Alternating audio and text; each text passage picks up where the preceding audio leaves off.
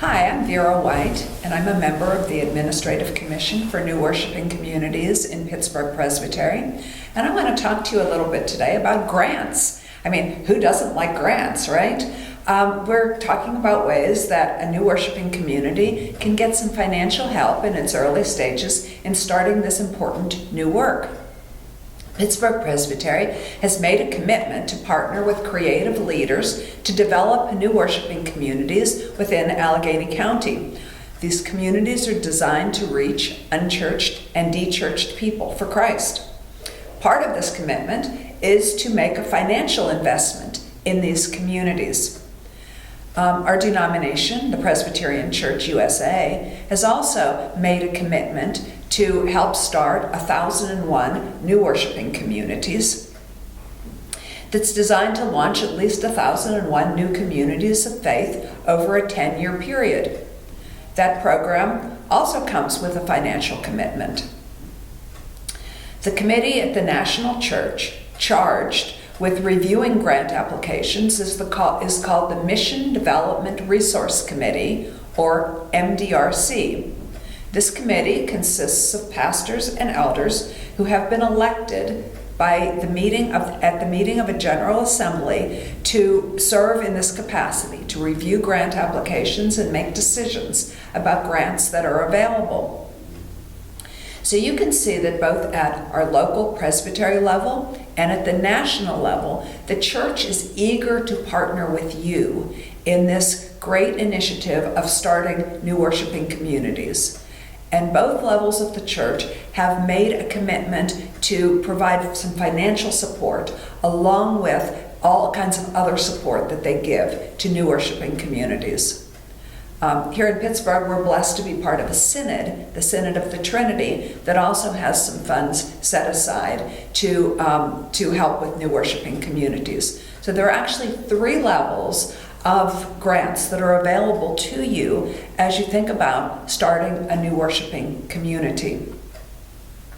Now, the presbytery, the synod, and the denomination all use the same grant application form for the process of their grants. This coordination is designed to prevent you from having to duplicate your work in applying for grants. We want to make this as easy on you and as simple as possible, because we know that you could be spending all your time filling out grant applications, and that would take away from the time that you have out there in the community building relationships with unchurched people and creating this new community of faith. Information about MDRC grants and the application form can be found at www.1001.org. And that 1001 is spelled out in words, not in digits. The MDRC program of grants includes 3 different levels of grants. The first is called a seed grant, and that is designed to help you at the very start, the very beginning of starting a new worshiping community. It's for $7,500. And while that's not a lot of money, it's intended to be seed money to get you started in exploring a particular neighborhood, a particular community, to experiment, try some new things, and decide whether there is the potential for a new worshiping community in this particular neighborhood. The good thing about the seed grant is that it's pretty easy to get. Not a lot of seed grant applications are turned down, as long as what you have in mind fits the denomination's definition of a new worshiping community.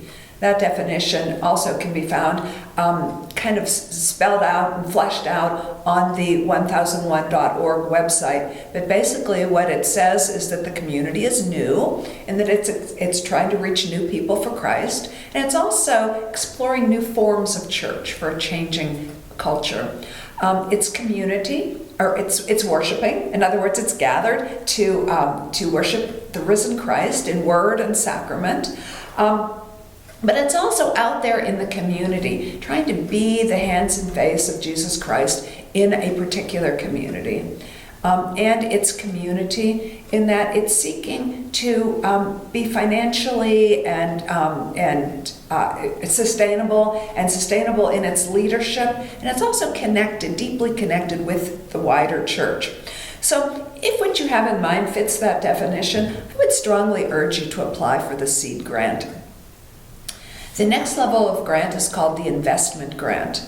Now this one is some more significant money. It's $25,000, but the bar is higher. They will expect that you are showing growth in each of those 6 areas that form the definition of a new worshiping community. And then the final level of grant is called a growth grant. It's also $25,000, and it is the one that's hardest to get. It really shows that it really requires that you're making some tremendous strides in the area toward becoming a potential new church, an organized congregation.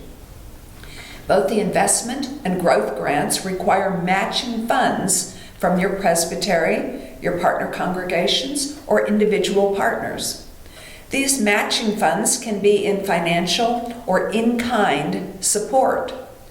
So as you can see, if you can use these grants that are available on a national level to help leverage some giving from your own community, from your presbytery, and from your synod, you can use them to accumulate a fairly sizable amount of money to really help get you started.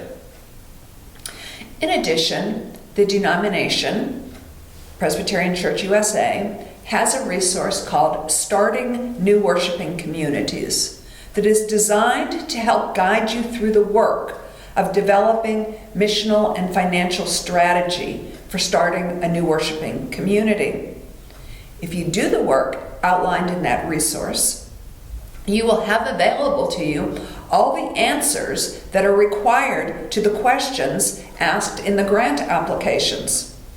The process of applying for grants is designed to help you get off to a good start through a process of discernment, planning, and experimentation. Now, grants of all forms are intended to provide startup money, because new worshiping communities basically start with a blank slate. Start with, as one new worshiping community pastor once said to me, they start out with so much nothing.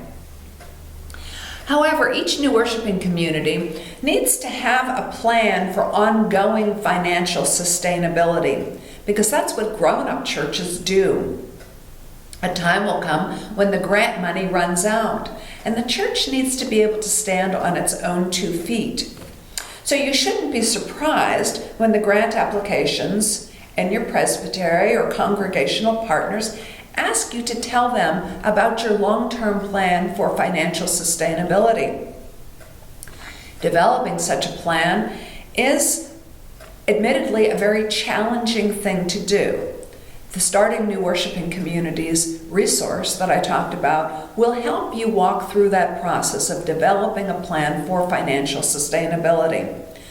I have to say, though, that it's also a very rewarding thing to do, to think about how your community will become financially sustainable for the long haul. It really, going through that process really helps you to define who you are and who you're trying to be and how you are going to be faithful to God in your own particular context and community.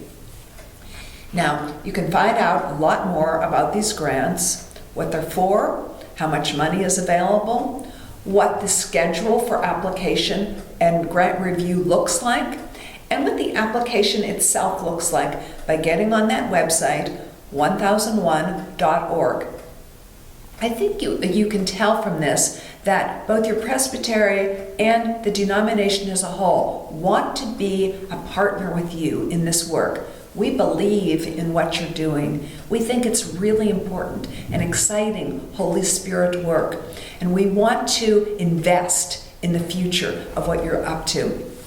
So thanks for giving me this opportunity to talk to you about grants. And anyone on the Administrative Commission for New Worshiping Communities would be happy to walk you through this again and give you more information. Thanks so much.